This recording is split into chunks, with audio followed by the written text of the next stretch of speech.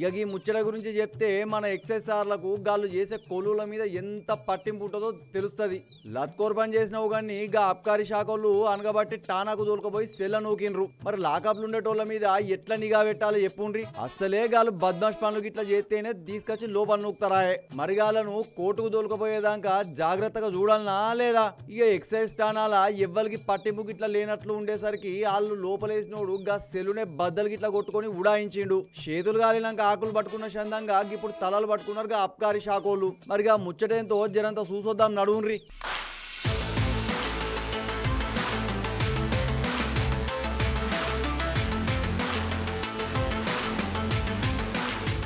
గీ ముచ్చటైతే పటాన్ చెరువులో జరిగిందుల్లా. సహీదుర్ రహమాన్ అనేట ఆయన కలకత్తాకెళ్ళొచ్చి పటాన్ చెరువు పొలిమేరల హెరాయిన్ గిట్లా అమ్ముతుండు. గీ ముచ్చట తెలిసిన పటాన్ చెరువు ఎక్సైజ్ శాఖ పోలీసులు రైడింగ్ గిట్లా చేసి గా రహమాన్ ను పట్టుకున్నారు. ఇక గాయను దోలుకొచ్చి పటాన్ చెరువులు ఉన్న ఎక్సైజ్ ఠాణా లాకప్ లో నూకిండ్రు. ఇక గీడిదాకైతే మంచిగానే ఉన్నది ముచ్చట. మరి అటెన్ గా ఏం జరిగిందో ఇనుండ్రి.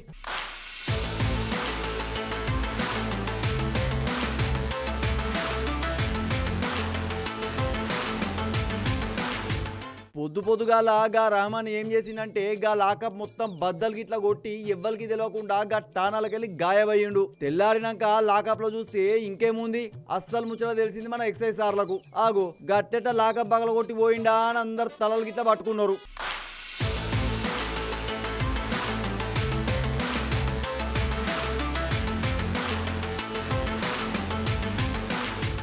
అటెన్కా గా అబ్కారీ సార్లు పటాన్ చెరువు పోలీస్ ఠాణా గిట్లా పోయి రహమాన్ తప్పించుకున్న ముచ్చట మీద ఫిర్యాదు కాగితం గిట్లా రాసిచ్చిండ్రు. ఇక సిఐ రవీందర్ సారు కేసు గిట్లా రాసి ఈ ముచ్చట మీద దర్యాప్తునైతే షురూ చేసిండ్రు.